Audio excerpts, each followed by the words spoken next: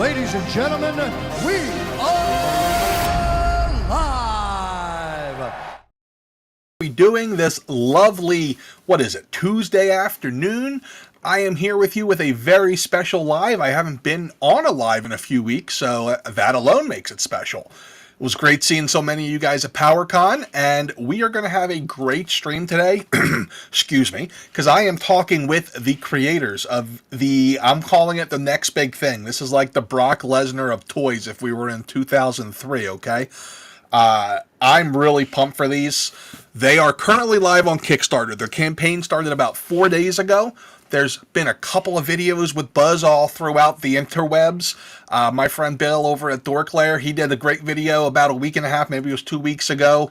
I love these things. You guys are going to love these things. They kind of remind me of if you took Cosmic Legions, mixed them with like old school Masters of the Universe, and then threw a crap ton of color on top. Like, it's really cool. So, without further ado, I am going to bring in the creators, and it's not George Lucas. No, it is these two gentlemen. How are we doing, guys? Hey, everybody. What's going on, Legendari? Not much. So, guys, do you want to take a quick minute? And you guys will notice I have the loop video going on the side for all of you watching at home. That, you know, you can kind of keep an eye on that. But, guys, tell us about yourselves. Kind of give us the brief info. Where were you born? What year are you born? What was the weather like on the date of your birth? Oh yeah, it was a glorious day, 1987. If you want to go way back. Oh, let's zoom it up some. But yeah, my name's Jeremy, co-founder of the project. We're here to talk about Legendari action figures in general. So, you know, we're excited to be here. Thanks for having us. Yeah, absolutely. And your partner, without further ado, my man with the coolest email address. But anyway, tell us, what's your story, man? How's it going, everyone? My name's Marco, one of the co-creators of Legendari. I don't know, I love all things sci-fi and fantasy and, you know, storytelling, world building, and so we're here to talk action figures. Yeah, we're going to get into a lot of it. I just want to tell you guys now in the chat, I see a lot of you. Stick around till the end. I will, you know, these guys will be here. You can ask them whatever you want to ask them. I know you all have 30,000 questions for me that I can't keep up on. So I'll answer them then, including about like the all the news that I accidentally broke that I wasn't supposed to break. If you guys want updates, I'll give them to you at the end. That's a long story. For those of you asking about my foot, it is walkable now. I just can't run downstairs. And for those of you who saw that video, you know why. It was a blast. But I want to do a quick overview here of this line. So if you're tuning in and you're like, yo, give me the elevator pitch, I'm about to give it to you. We are going to also really go deep into the concept of these things. So like before they were figures, where did the character ideas come from? Who designed them? What were the thoughts on the design? We're going to talk a little bit about the creation process, because these were made in conjunction with the Four Horsemen, not the Ric Flair Four Horsemen, though. The toy Four Horsemen. That would be awesome. That would be cool. I can just imagine him trying to make figures, but he would probably get kicked out of a bar and sent to HR. That's how it would go. And then we are also going to really walk through the Kickstarter, because it's a pretty in-depth Kickstarter. There's a lot of stretch goals in there. There's a couple that I'm like praying for specifically, but we'll see. But yeah, so without further ado, here's your bullet point overview, guys. 7 inches tall, up to 29 points of articulation. Built with customization in mind for swapping and adding accessories. So this is, of course, customizer friendly. That part of it kind of really comes from the Mythics line, the pop and swap nature. They are 15 original characters designed in partnership with Marvel and DC Comics legend and the creators of the Guardians of the Galaxy. Of course, engineered by the non-Ric Flair Four Horsemen. Each character comes with multiple accessories and their own weapons, and it does have soft goods, which is enough to make me excited, because I'm a sucker for soft goods. In the character lineup, there will be 2 Army Builder characters that do come in a lower price, which is exciting, so you can actually build the army and not go broke. There are 2 head packs available at launch. There's weapons packs, heads packs, there's a little bit of everything. The Kickstarter is a long one, so if you're feeling the wallet pinch right now, you got, I think, like 39 more days on this. And I know it's a rough time for wallet pinching with all the cool toy stuff that's going on, like for big money. I know I was talking to my buddy earlier. It's like, well, we got a sewer from NECA, we got a big ship from Hasbro. Apparently, we got something else from Hasbro, and now here's this. I'm throwing at everybody. Sorry to your wallets. 2 characters are hidden. They're like the mystery opponent going into the Survivor Series. They'll be unveiled as they get closer and open those goals. And the stretch goals will also be able to make these characters for the digital world for owners come to life. And we're going to really get into that because I'm a digital idiot. Like, I don't understand any of this. The whole, the bulk of my understanding is that book, Ready Player One. That's about how much of this I understand. So, that you got me. I actually emailed these guys and said, be prepared to talk to me like I'm 5. So, yeah. By the way, everybody, I apologize. Apparently, my YouTube counter isn't working because there's 43 of you in here, not 0. So, my bad on that.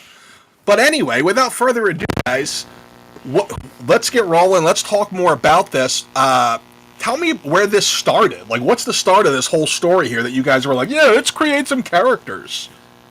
Yeah, so we've been world building for years, and Marco and I, we started with the original Nibiru backstory, that kind of is the cornerstone for the Legendari, and we started off doing digital comics, motion comics.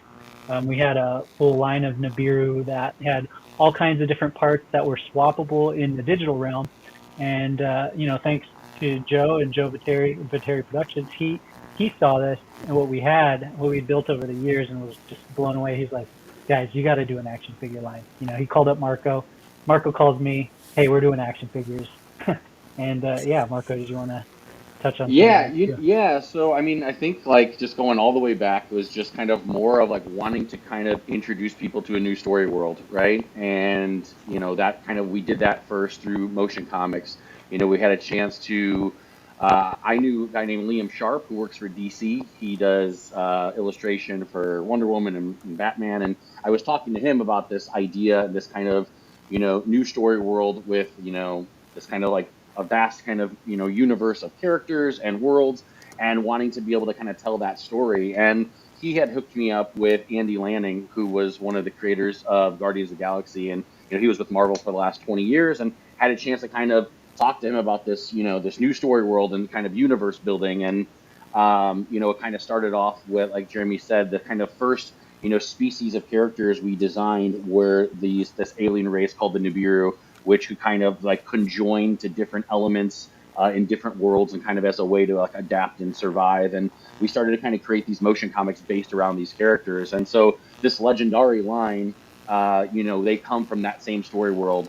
And they are that kind of same race of characters, and that's really where we started. This was over 3 years ago now, where we started building out motion comics on our YouTube. We have, I think, over 30 episodes. They're shorts, maybe like 3 to 4 minute episodes each. So, but I mean, now we have over like an hour of motion comics that people can kind of dive into to kind of learn a little bit about like the OG baseline story, and the Legendari also tie into that.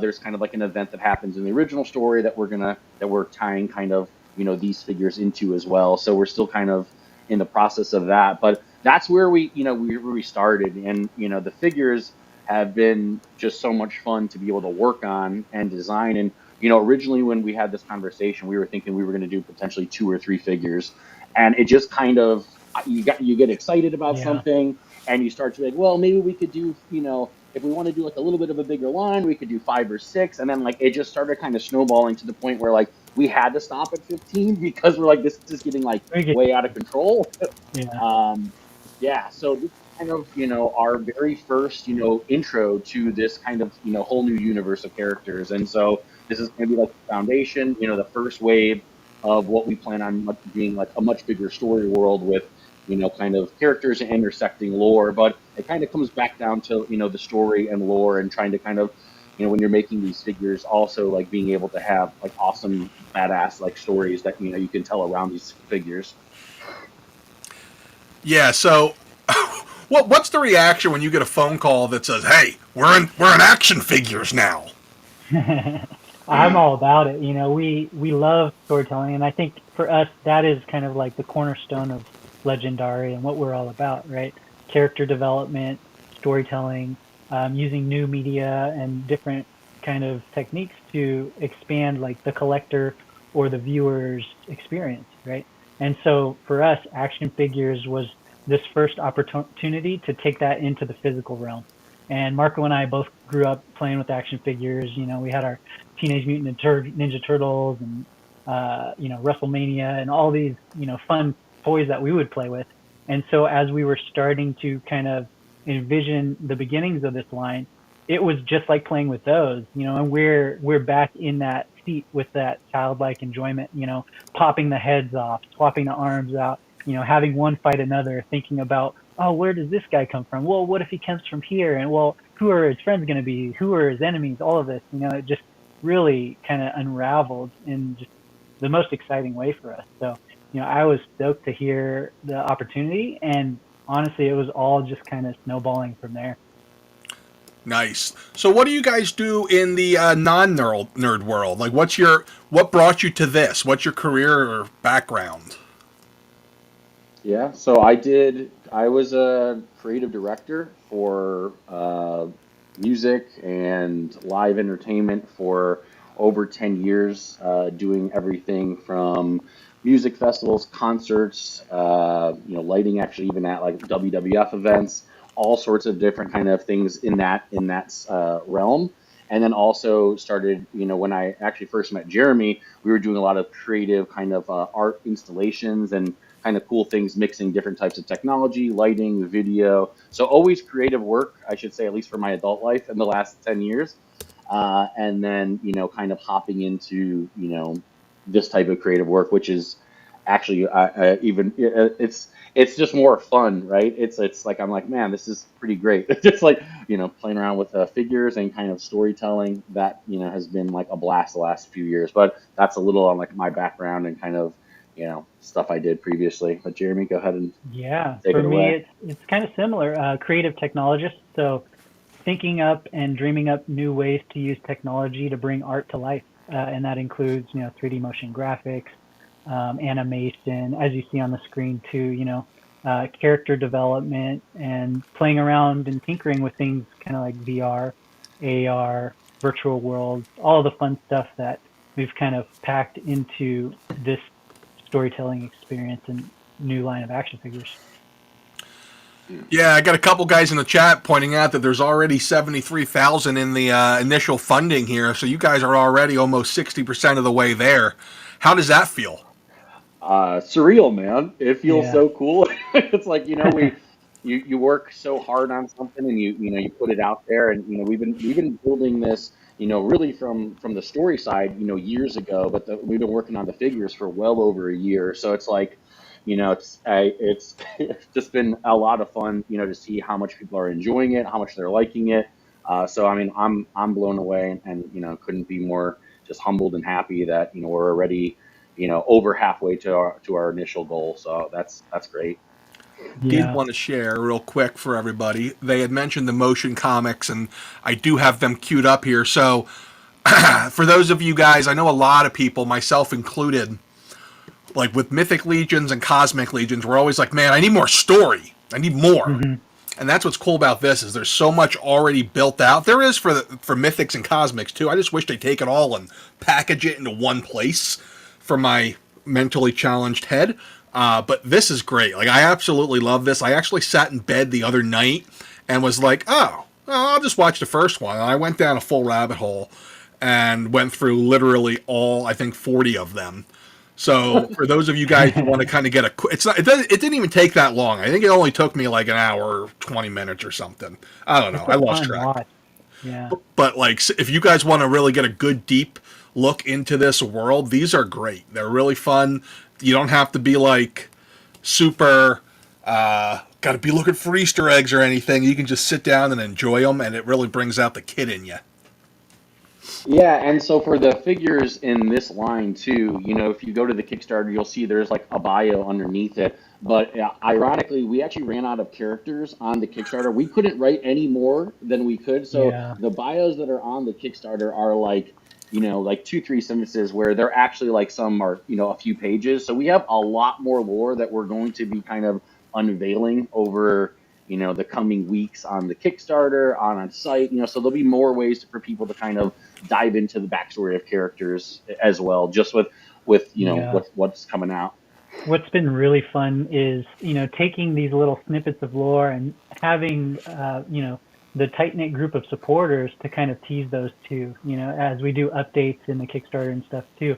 We're kind of just sprinkling it in. And so you can actually start to get more of a feel for who these characters are, because so much time was spent, really just kind of seeing this world from each of the characters' eyes.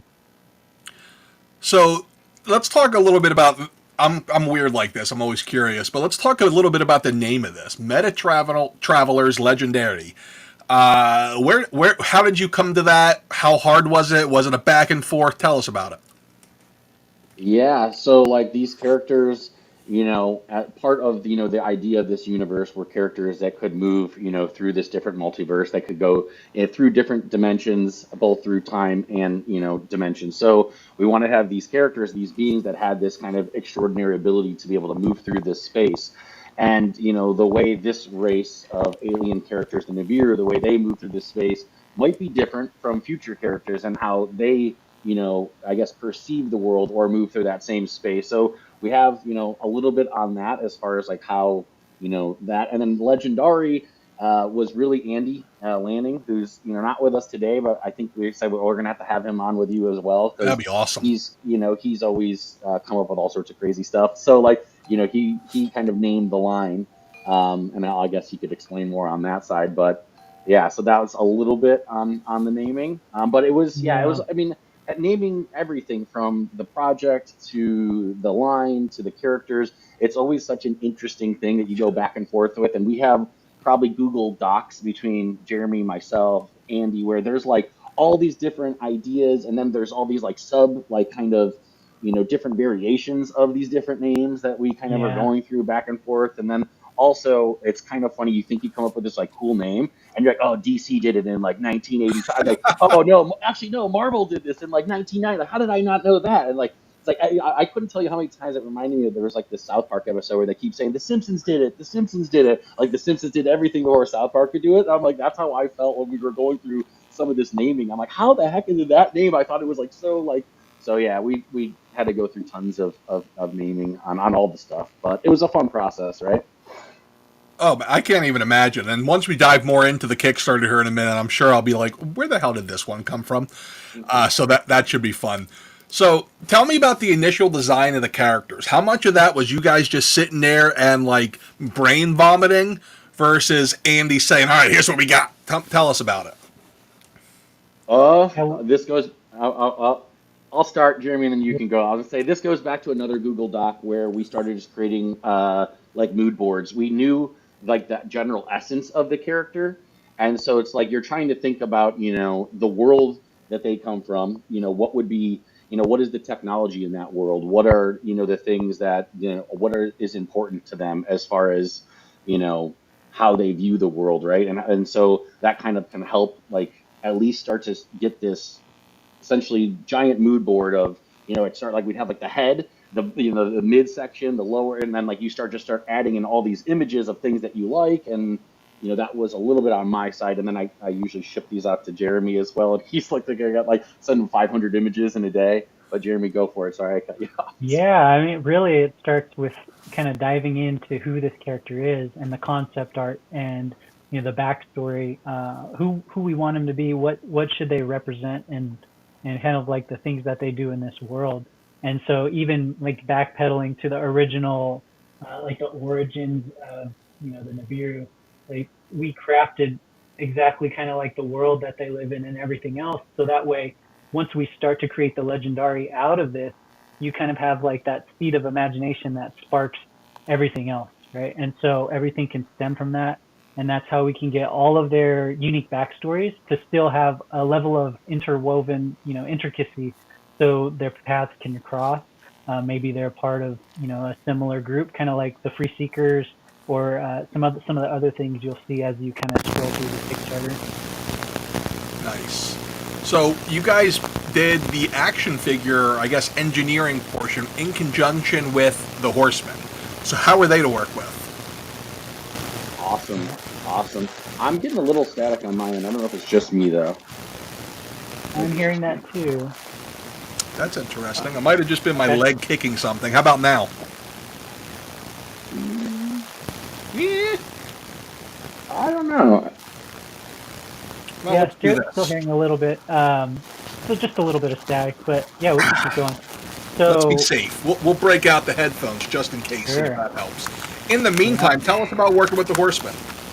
Yeah, Yeah. so I mean, it's been awesome. We had a chance to, fly out last year, right before LegionsCon actually, and head over to the studio and get to meet everyone and kind of just see, their whole production from, the paint masters to, I think everyone's hearing some fuzz, so I'll just wait. How's the fuzz now? Yeah, maybe it's a mic connection. Sounds like it could be some How we sounded? Any better? Now it's good. All right. little No? hum, Coming, but it's better. it's way That is better, yeah. so weird.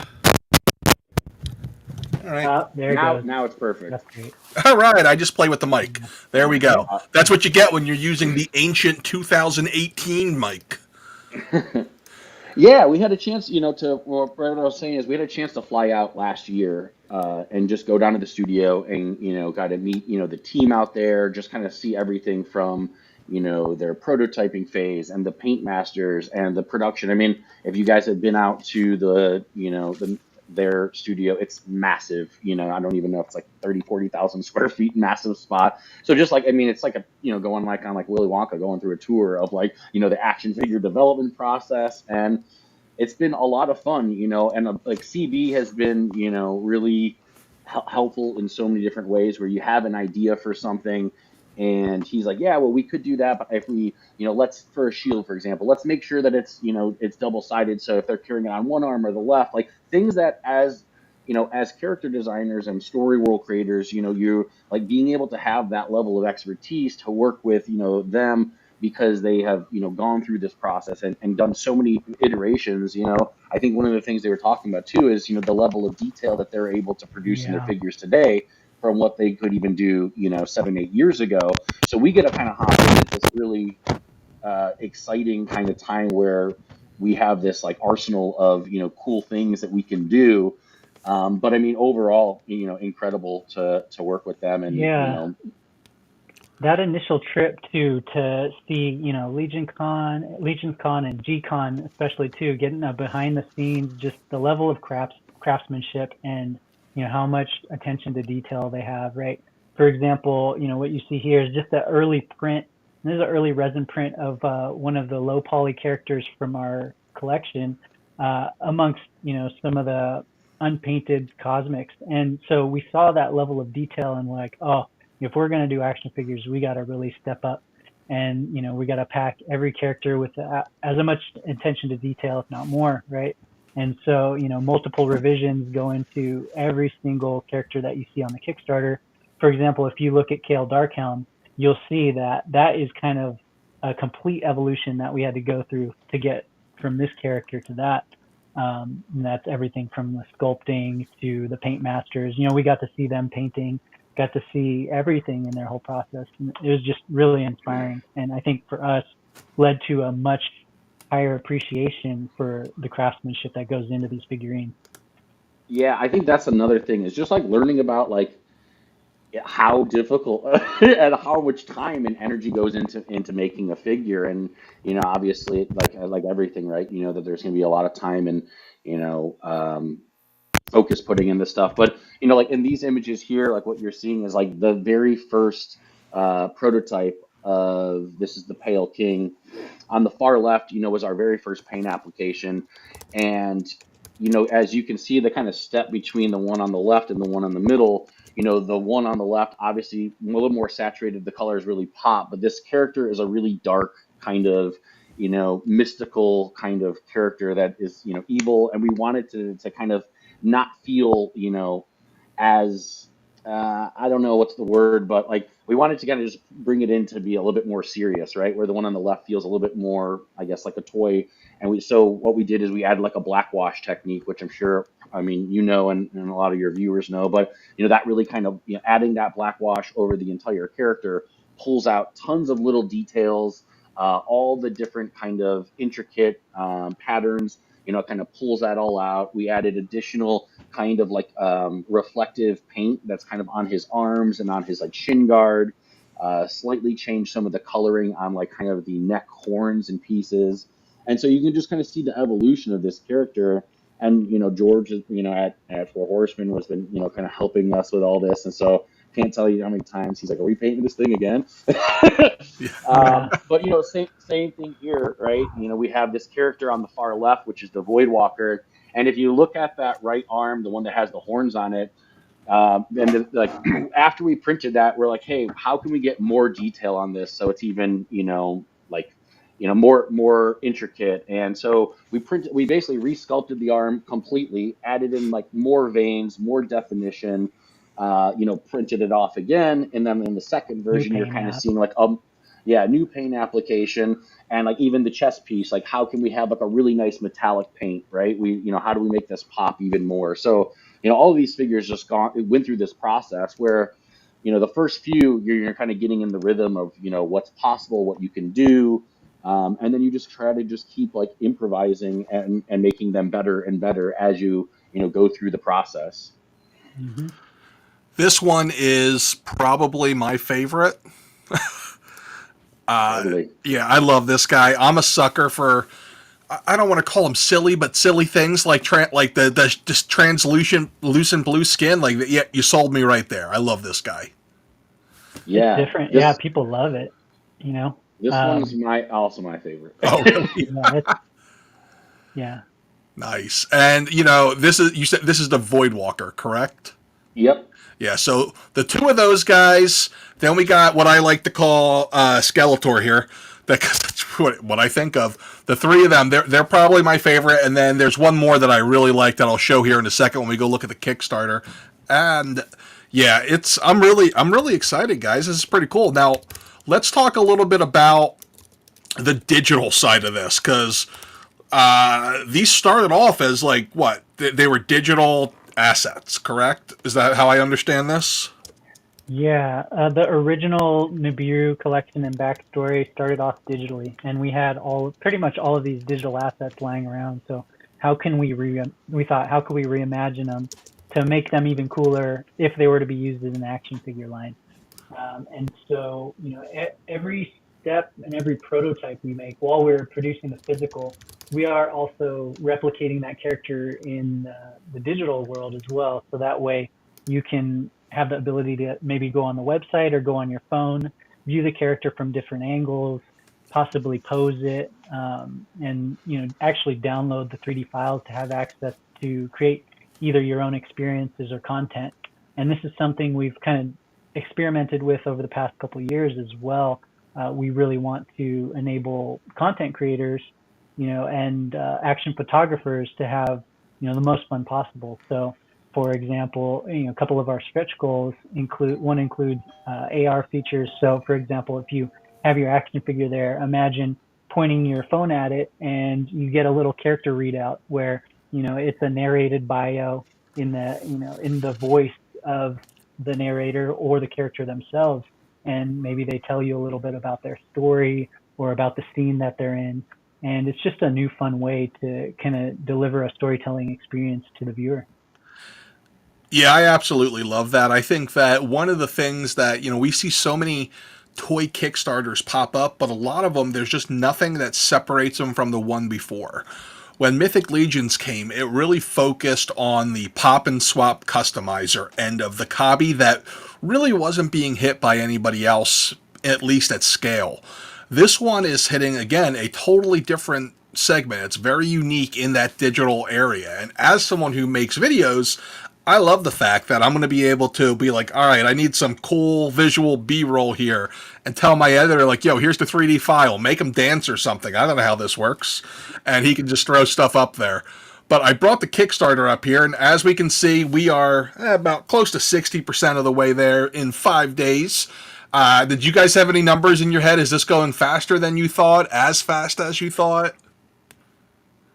It's going like better than I thought. I mean, it feels obviously we haven't done a line or Kickstarter previously, so not having I guess something to compare to, but from what I've been told, that seems like we're really humming along. So like I said earlier in the podcast or in the show, that I think that we're doing better or doing very well from where I was planning.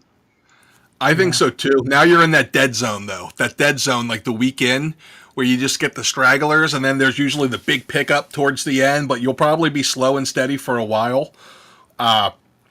Coming down, this is a normal Kickstarter. They filled out everything though, literally everything. So when you're laying in bed tonight, enjoy. Here's a picture of everybody that is designed at this point. But I want to come down to some of these pictures and characters. So there you can see the scale of that fella. Here you can see some of the pop and swap ability as far as customization goes, which I'll be honest, as a collector, this is the part of the hobby I have nothing to do with because I am 0% creative. Like, I just want somebody else to design my stuff because I know they'll do it better than me. But you guys were at LegionsCon last year. I didn't make it last year, but I was the year before. What were your thoughts when you saw the customization, like, part of the hobby at LegionsCon and all of the different creators who were there? Blown away. Yeah. We knew nothing about that side of the action figure realm, and so I was astonished to see, how much attention people bring to, whether it's crafting their own heads or creating mix match IP. We saw one person who did, mythic, but all like Terminator heads and all these different Nice. varieties. So it got us excited. Like, how can we, well, one, build a line that lends itself to that, lends itself to that creativity, and two, make sure that what we're doing is easy for them to play with, so that's like you said, the pop and swap, and even those decisions when we design the characters has to kind of like be taken into account. Are they going to be able to pop this arm piece off? Are they going to be able to pop these shoulders off? Yeah, we were really stoked to see that in that community. Yeah. Yeah. Go ahead, I'm No, I was sorry. just gonna say, no, I was just gonna say, yeah, I was inspired by it. It's like some of the stuff that people made are like, better than originals. It's like just wild what people have made. Yeah. And so that part is like crazy. And, like Jeremy was just saying too, like I can't tell you, like we finished a character in this line, but then we got five figures down later and we're like, hey, would this arm actually work with these other characters? Oh, if we make one little adjustment and like have this, elbow come in just in a little bit, better, then it'll work with more figures. So it's kind of interesting when you're designing like this because you're not just designing one character, you're trying to think about like how does the whole line like mix and match together, and how does that enable creators to do stuff. And Jeremy from Four Horsemen was saying like, hey, whatever you think people are going to do to customize these, you're wrong. They're going to do something completely different. So like you can give them the tools, but they're going to end up just like printing off their own stuff, doing their own things, and whatever you think that so like that's something to me that's gonna be the most exciting is down the line being able to see like what did other people make with this, and like what are the characters that like they designed, because I'll probably be like, why didn't we think of that? Like Well, yeah, but, it's a tribute characters that I always think are the coolest. Like totally. Emil Wickman, who does the Marvel Legions, absolutely incredible looking. There's the Winnie, I forget who does it, but there's a whole like Sherwood or Christopher Robin and all of Winnie the Pooh characters. That's that someone did. Like, there's some amazing stuff that I've seen Yeah. done. Yeah, even today, actually, Mythic Customs posted something on a new Cosmic figure that just looked insane. It had like this giant like whale's head that was like on one of the new Cosmics, and it looked awesome. So it's like, yeah, they're always doing cool Yeah, stuff. we're excited to see it, what they do. Me too. So tell me about the Meldmaster. He strikes me as like one of those characters. It's like, all right, let's start with this. How early was he created in your initial list of characters? So this character is like very a central figure in story and lore as well. So he was created very like he was one of the like first two figures. Nice. The Spite character, the red guy. He was the very first character that we sculpted. This one was second. So yeah, and like as far as our kind of heroic kind of character who's a bit of a wanderer, but also kind of like this kind of like godfather of travel in the Nibiru world and on in like their home planet. He's kind of like the one who kind of helped discover these like ancient Genesis stones that kind of gave them the ability to kind of move through space. So it's kind of like in the bio, like no one knows how old this guy is, but he's basically been around for like, Yeah, as and far he's as seen it people can all. remember. Yeah. I love the way you got like the white frost looking stuff on the outside of him. Like it was just so well done. Absolutely gorgeous. And then as we move down, let's see, you can see some of the different ways of changing him up. But we get into Spite, who was, you said that was your first guy. And this guy gives me serious Omega Red vibes. Not just because he's red, but the head thing. Tell Yeah, me about him.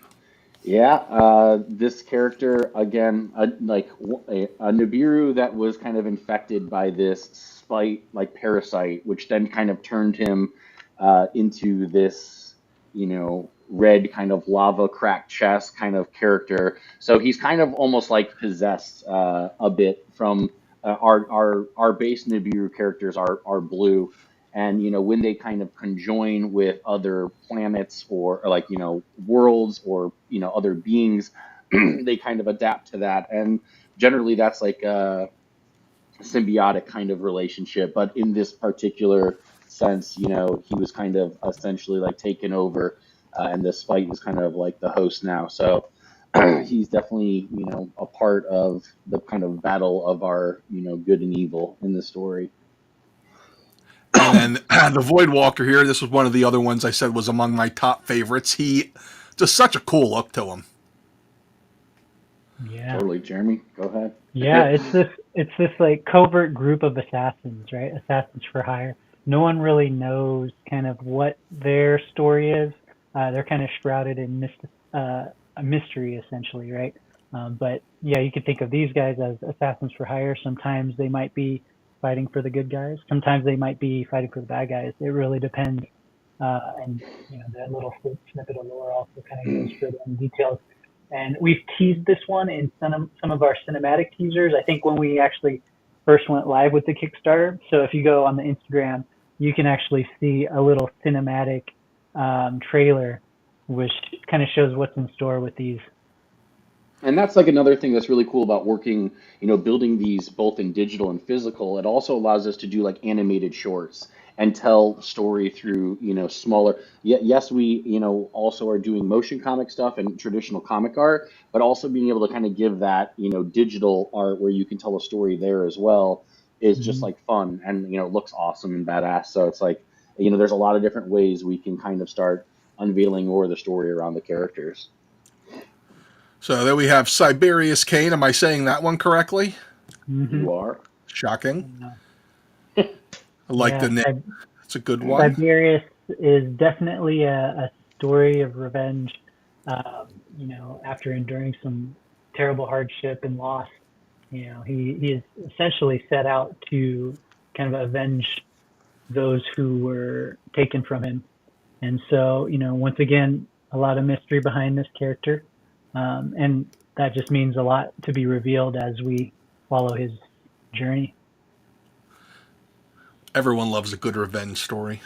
Yeah, I'm not even going to try to say this. Kale? Kill? yeah, Really? Kale. Kale, how about that? Yeah. Like a vegetable I don't eat. Darkhelm. Another cool looking figure, and now we're getting into some soft goods, which has my attention. You guys had discussed with me offline that the use of the wires in the soft goods. Oh yeah. Yeah. So for this one, posable. We have some other soft goods that are going to feature that. Some characters that are also hidden, and you might be able to see. It looks like there's a potentially a cape. I don't know, but yeah, working with that and being able to kind of pose these in different ways. I love the way the soft good. He also has like kind of the lower tunic that's kind of like a leather material that's on the lower half of the legs, and then also the cape that kind of attaches into the chest piece, so you could remove it if you want it, or have it if you don't. So you can kind of have it a couple different ways. But yeah, and then it's like a double-sided cloth, so two different kind of colors on there. These were done by CJ, who does amazing work on all the stuff. So it's been fun having him work on these. Nice. And now we get to the Kickstarter exclusive. For those of you guys who know, once Kickstarter exclusives are always the thing that goes super crazy on the aftermarket after these lines are successful. And don't be the guy who's like, man, I should have backed the Kickstarter. I shouldn't have waited. Because then you miss out on him. And he looks cool. He has a very, I don't know, I want to say Deathstroke-ish vibe, but I definitely like him a lot. Tell us about this guy.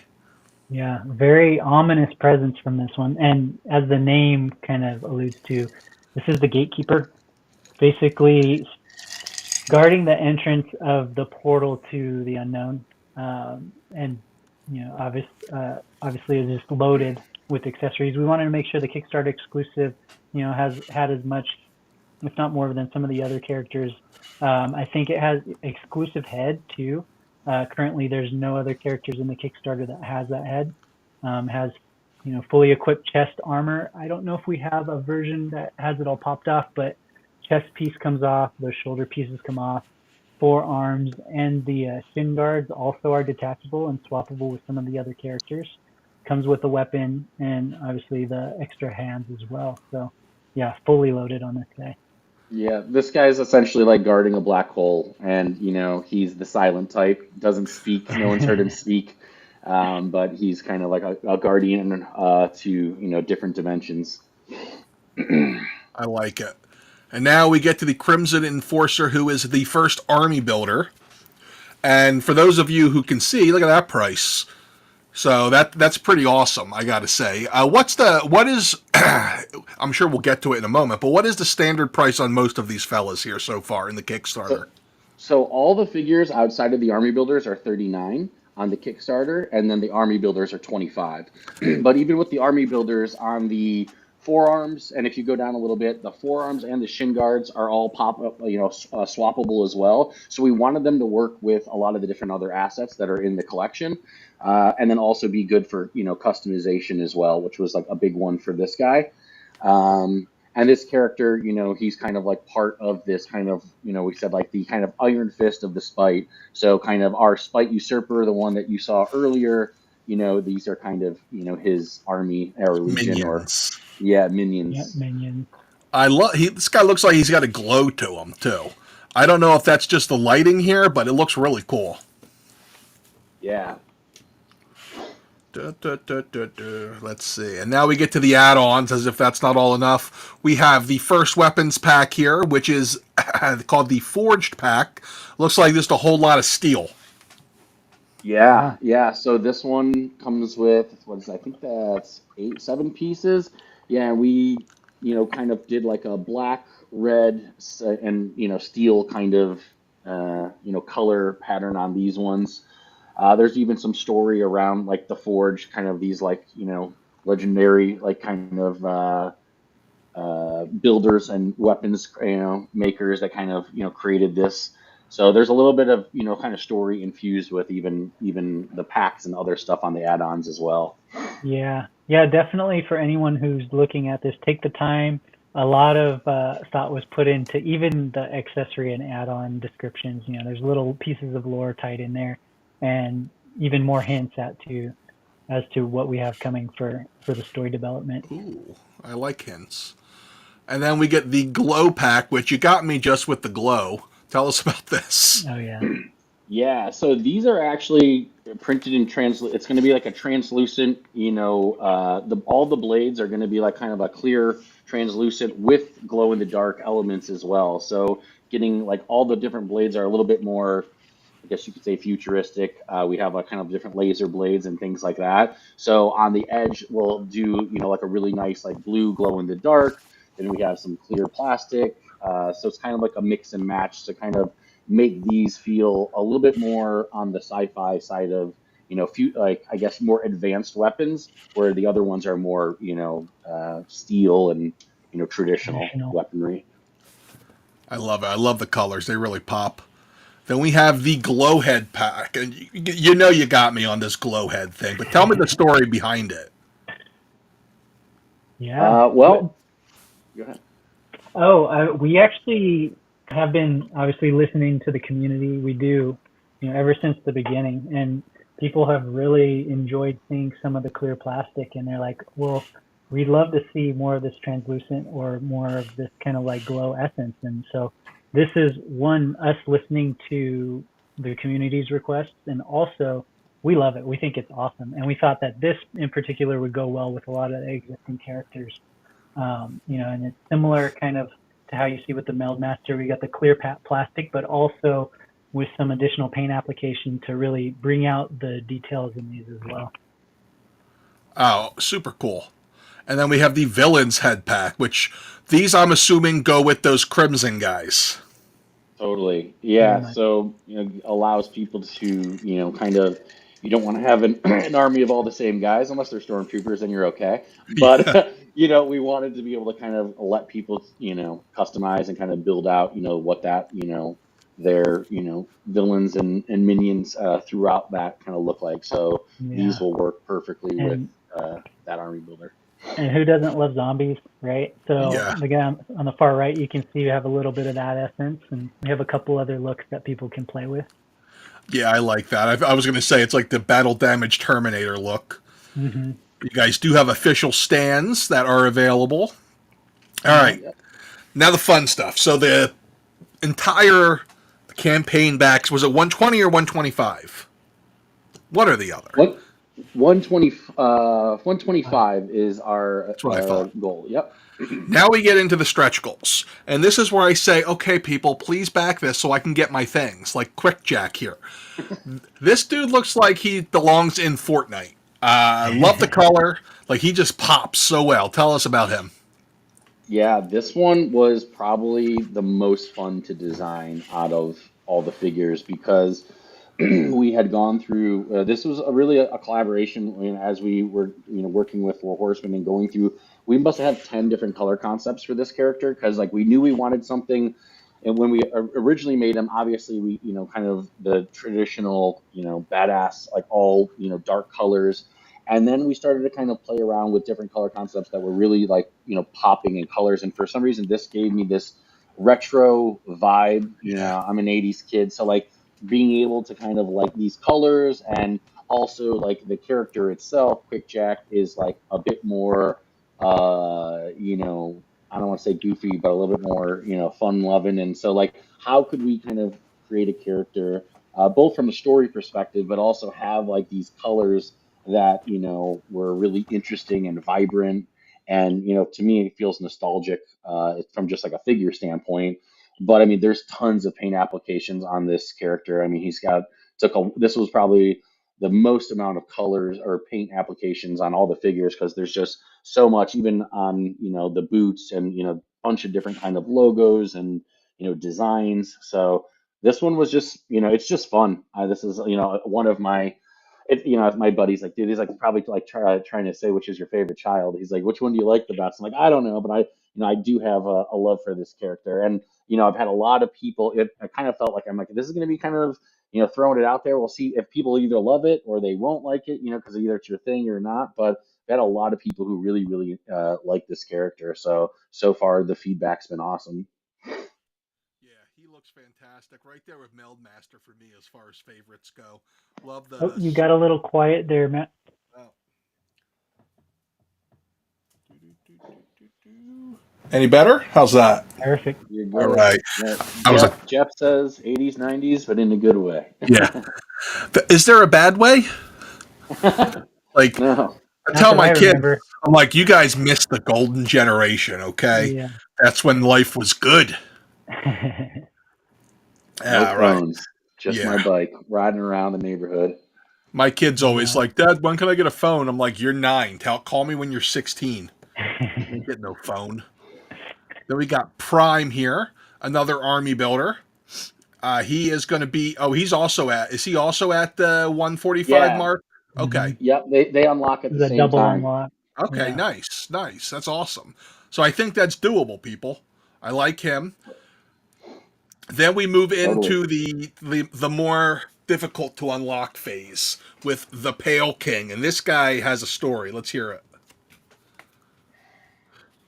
Yeah. So Jeremy, you want me? Pale King comes from the void. Once again, shrouded in mysticism, but he is one of the leaders emerging from the nothing. More obviously to be disclosed about them, but for this character, we really wanted to capture that essence of mystery, kind of like that dark side of the moon, right? The what is the unknown? What happens after life? Where do you go? What kind of magic lies under the unturned stone? So Yeah, obviously has magical powers, has the staff null there staff. flowing with energy, the null staff. Also has a couple different looks with the face and the head. The So zombie guy. we have hood up. Yeah, hood up, fully loaded. Face with mask on is what's in like the original prototype photo, but we also have options with hood down, face with no mask, face with mask but no hood. So a lot of cool configurations with this. Not to mention what we have with the soft goods. It's a multi-layered fabric. The soft good creator did an amazing job there. Even the shin guards that you see there, those are swappable too, so interchangeable with a lot of the other characters who have the swappable shin. Yeah, once again, fully loaded. I believe the crest that is on the collar as well is one of the things that can also be detachable and configured to Yeah, the have this spike character in a collar there variety. looks it. Yeah, a lot of different looks with this one. So we were really excited to kind of play and tinker with how we could add and take away from it. Now we get to the third tier, 185. This is Nexus, which I'm assuming I'm actually saying that right. Yeah. Yeah, Nexus. Yeah, Nice. so what we were kind of talking about earlier in the story world of these kind of, we call it like the Alliance of Free Seekers, and these are characters that, are explorers, or we call them like retrieval specialists, people who are going out. And so Quickjack, kind of part of Quickjack's crew, and you can tell they have like a similar, armor to them. Obviously, Quickjack has like the kind of, what's it called? Uh, Minigun. Minigun. This guy's got like a rocket launcher. He's also got like a laser blaster on his right arm. So, heavy artillery kind of character, part of the crew in with Quickjack. He looks great. Again, love the colors. Not quite as I'm not quite as in love with him as I am Quickjack, but I do like him quite a bit. And then we get this guy who is he's got a lot going on here. So we got the blue translucent underneath, but we also have this weird, creepy bird-like face. Let's hear about him. Yeah, so that's actually also a glow in the dark plastic. So those Ooh. arms will glow. And that mask is like a mask that was given to him. It's got kind of shards of these different kind of stones that are part again of our story world, that also kind of imbue different kind of powers. Again, this is definitely more in the kind of mystical realm of our world. So this character is, very much kind of like a healer. This mask was kind of a spin on kind of like a futuristic kind of plague doctor style mask, which was like a lot of fun. And then kind of like adding in, the different elements with, like I said, these kind of Genesis Stone shards. And he also has, kind of like a powerful staff that also gives him like additional powers, but definitely, on our good guy spectrum. But yeah, and again, that's another one too with soft goods. We did like a lot with a weathering on the soft good. We wanted to kind of feel like this, humble healer, this kind of character who's like this, very, yeah, humble character. So he's very simple, Yeah. but A also, shamanic healer. Yeah. And then we get into the unknown regions here at 205. We have this guy who has a very bounty hunter esque vibe to him. Can't wait to see what he Hmm. looks like. And is he, let's see, this is a tag team now. Then at 235, Obsidious, which, not a clue what that could look like. No good clue on that one. Then the Eternal Guard. Now, this dude, I got to feel he seems to end up in a lot of people's pictures when they're sharing this, so I think he's going to end up being a favorite. He has a very DC New Gods look to him. Tell us about him. yeah, this guy's, the eternal. The Eternal Guard are kind of like the protectors of, this universe that we have been building. And what's interesting about the armor is like the armor chooses them. And with the Nibiru, since they have this ability to conjoin, with different, technology or, worlds, they kind of conjoin to their armor. And once they do, like, that's like they're kind of like part of that armor for the rest of their life, but it gives them like extended life. It also gives them like ridiculous powers. This character, was one of, I love them also, but like, we wanted to go crazy with the wingspan. So that whole wingspan actually articulates at multiple different points. You can fold it in, you can, kind of have it how you see it now, completely folded out. What you can't really tell on this angle is also it has a bit of a curve to it. It doesn't curve, all the way around the character, but it has like a nice kind of curve to the wingspan. So you can pose it a lot of different ways. And it also, as you kind of scroll down, it comes with just a massive, like, kind of warhammer, a shield. Like, it's when you go down a little bit lower as well, the shield in comparison to the character. Wow. I mean, it's like massive, right? Yeah, So, it's big. from a pose, you'll have, the giant kind of battle axe. You'll have, the shield with the wings. I mean, this guy is, he's loaded. So this is definitely something that was, a main central kind of character as far as, like I said, protectors of this universe that we've built. Absolutely awesome. Then we get into the unique stuff. We're going to look at some of the 3D character avatars and character viewers, and I'm going to play this. Hello, everyone. Oh, there's your Jeremy, voice. How about one that? One of the Legendari co-founders. And I'm excited to show you the possibilities that our 3D character viewer opens up. With every Legendari action figure you collect, you gain access to the 3D files of that character. This means you can view your action figures in stunning 3D right from your device. Even more exciting, you can download these digital files and use them across a variety of applications. Imagine the possibilities. You can play with these files, experiment with them, and create your own unique experiences. What you're seeing here are just a few examples of what's possible when you have fully modeled digital characters. Remember, these are just beta examples, but they showcase the potential of what can be achieved. With Legendari, our mission is to create a rich world of characters and lore that exists in both the physical and digital realm. This character viewer is just one way we're bringing that mission to life. And don't forget, all of this comes on top of the incredible physical action figures you'll be collecting. We hope you're ready to explore the future of action figures. All right. Yeah, really cool again. I love how you ended that. You had like that, you really hammed it up. The future. The future of action. You got to really dig into that Vince McMahon style. This is the future. Tell us more about it. What else? What can we add?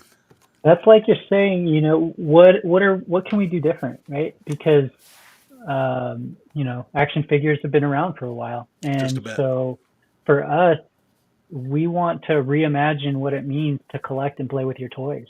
And I think we all kind of see, everyone kind of goes around with their phones in their hands. And to us, we see an opportunity, it's like, imagine scanning your figure and being able to do something special with it, or seeing it, in the battlefield of explosions, fighting its nemesis, or even just kind of like learning something factual, like having the articulation readouts, or something that actually has utility to it. There's just a lot that having a digital version opens up to us. And even for us, we really want to continue storytelling. So, we've released some of the cinematic stuff, but we would love to make, whether it's movies or, short films, or even just some of the short video snippets that you'll see us release throughout the Kickstarter, just new ways to kind of really deepen someone's connection with these characters. Because really that's what storytelling is all about, right? You get lost in the story.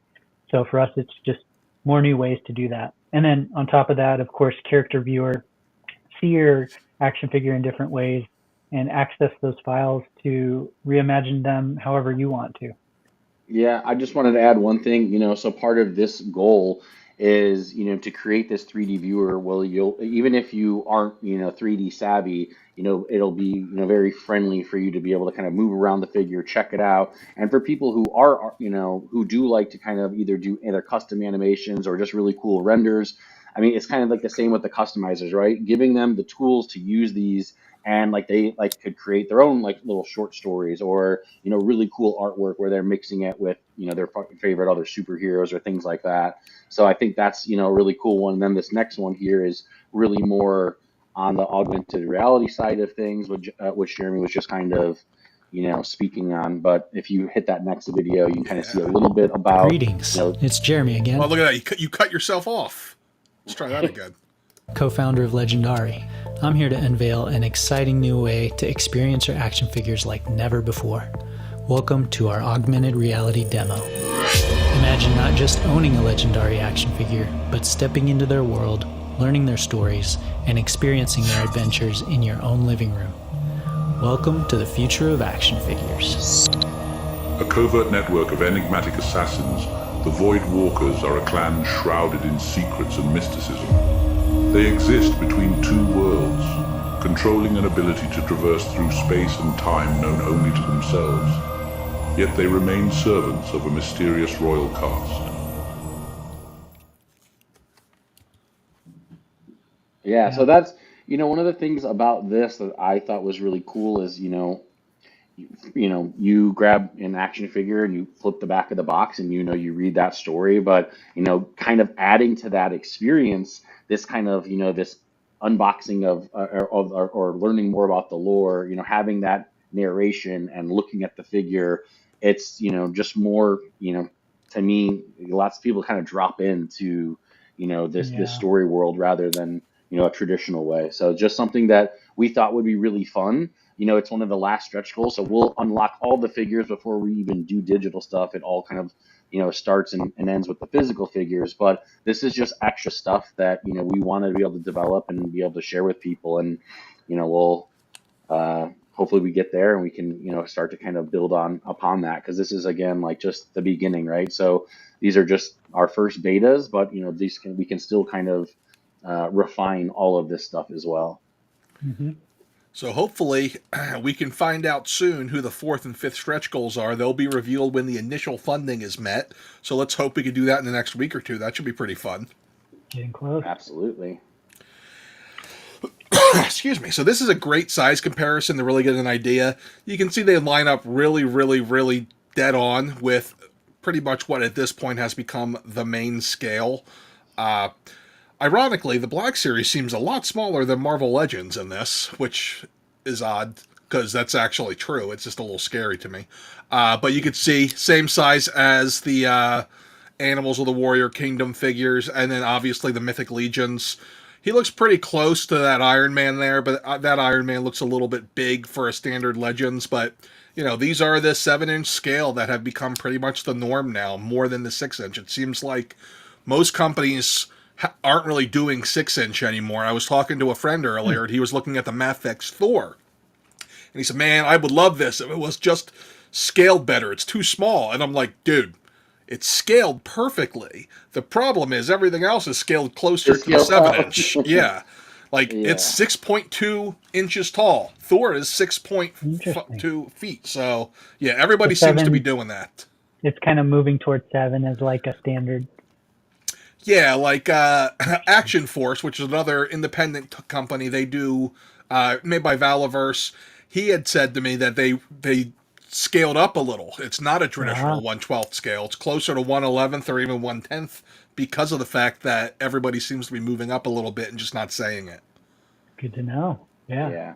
And you can get even more detail in, right? With, like as you kind of go a little bit bigger, it allows you to kind of pack in even more detail inside those.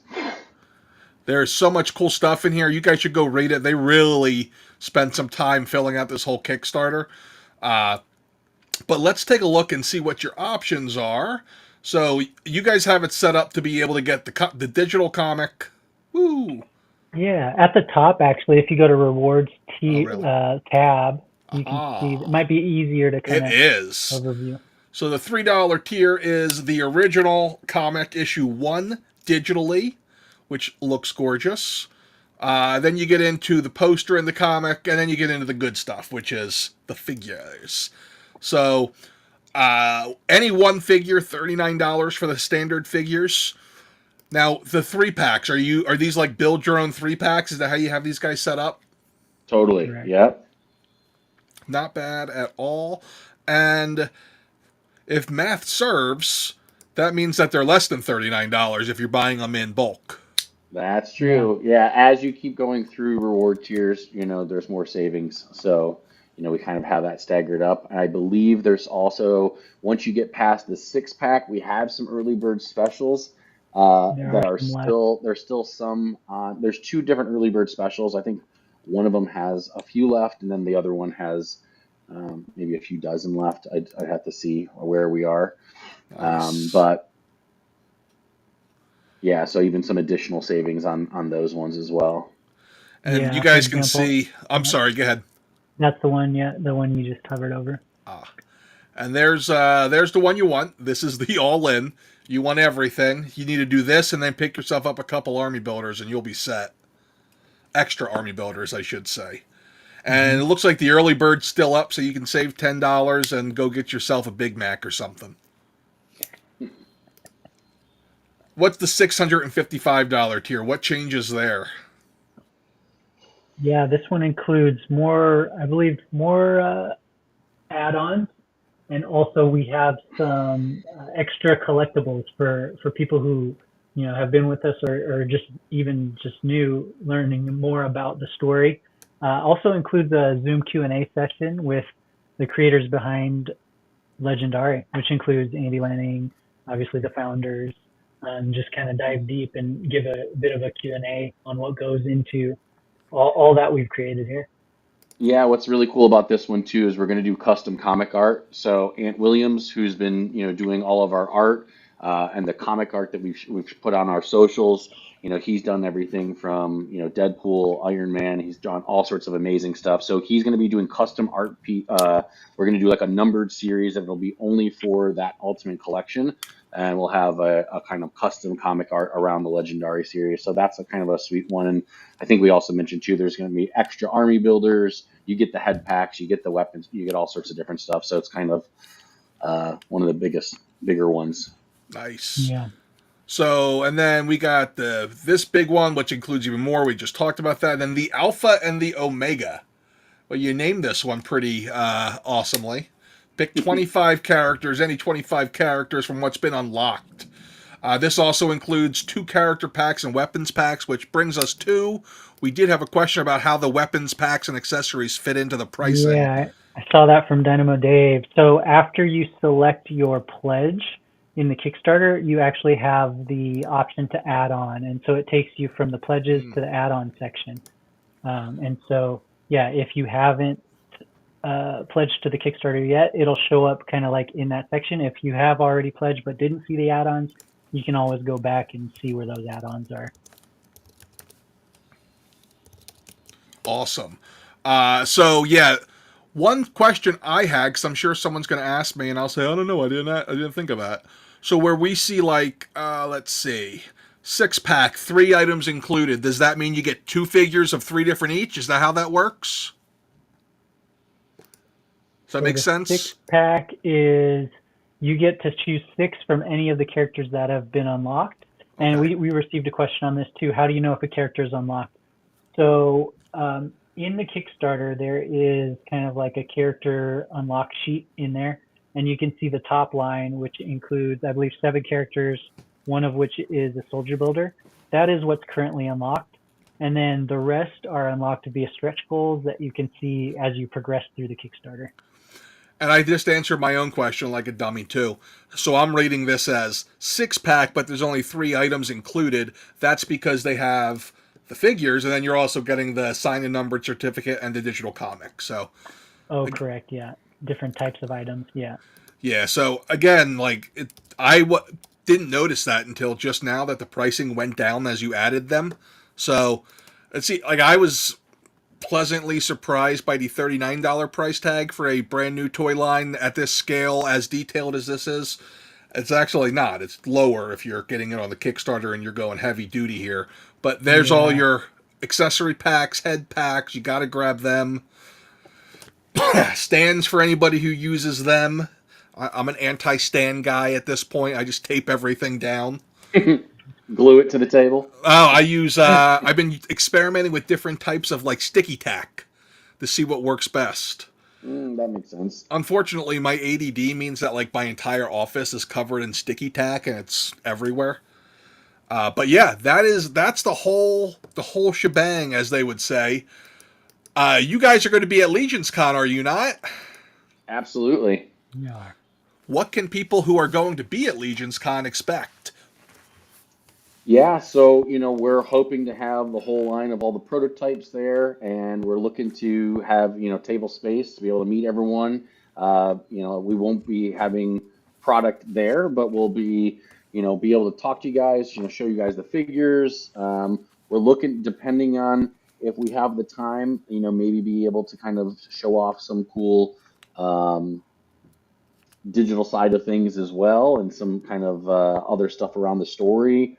But yeah, we'll have figures, maybe even have some physical comics or some other merch. Just kind of, it's coming right around the corner here. So literally right after, this kind of ends in the next 40 days, we'll be prepping and getting ready, to kind of figure out what all we can do there. But I'm excited. We were there last year, got to talk to so many awesome people there. So it'll be fun now, obviously having this line and, being able to chat with, all the folks there and just, talk figures. It's a good time. Now, did you say you will or you will not have? Will you have prototypes available to see at any point during this campaign, or are they all off at the factory at this point? So no, one of the things that we wanted to do is we wanted to be able to have the figures for LegionsCon. So that is important. So we're actually able to, be there with the physicals. And one of the things that's really nice about, what we've done is, we spent the last year, doing these prototypes, getting all this stuff done. So even after, the campaign's over, we got like we're a lot further ahead than maybe some campaigns where you're looking at concepts, you're looking at kind of images and designs. So it's like that's like kind of a nice thing, is like putting in all that work on the front end, being able to kind of move quicker into the production phase. But we, like I said, want to be able to have them for people to see in person. Yeah, and if anyone does want to see what the prototypes look like, definitely check out the Kickstarter. We had some awesome photography done by 1/6 Shooter, who I saw in the chat. Shout out. Thank you for the awesome. Trevor's the best in the biz. Yeah, he did great work. And we're really happy with how the characters look. So I guess the other question, not really a question, but you guys have it listed as October 2024. That's right around the corner, guys. It's pretty aggressive. It is. But you're, like you said, you're ahead of the game. That's the thing, is that being able to have the figures already done, it puts us in a little bit of an advantageous spot than maybe some other campaigns that people have backed, right, where there's a lot of development that still needs to happen.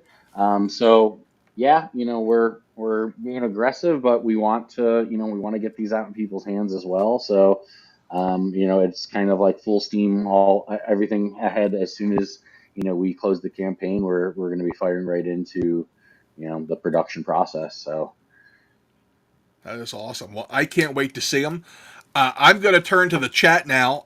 We've been asking questions as we go, but if I have literally answered all of them, I believe. But if you guys have anything else you want to ask, throw it up there right now. In the meantime, do you guys have any kind of final thoughts or final, you do the sales pitch, if you will? No, you know what? I mean, first off, thanks for having us. Oh, yeah. It's been awesome just, chatting with you. I ask everyone to check out, the figures, check out, the story, the lore, follow us on socials. And I see Dan asking, are these figures based on any media? Make sure to go back and watch them at the beginning of this. We talk a lot about, the story world that we're developing and this kind of, new universe that we're building. And so these characters are very much a part of that. There's definitely motion comics and other stuff that kind of you can drop into and see kind of some older stuff that kind of like put down the environment and story world around where these figures come from. But yeah, definitely I invite everyone to come check it out. Chat with us on socials, and if you guys have questions about anything, I'm kind of like a crazy person. I'm here 24/7 since this thing is launched. So throw in comments in the Kickstarter, or talk to us on Instagram or whatever, where you like it, and love to just get to talk more about it. So I think that's and huge thank you to everyone who has supported the Kickstarter. It truly means the world. We really love bringing these stories to life. So, if you haven't, definitely check out some of the little bios that are in there. A lot of fun facts that you can start to learn about the characters before we even release even more details about their stories.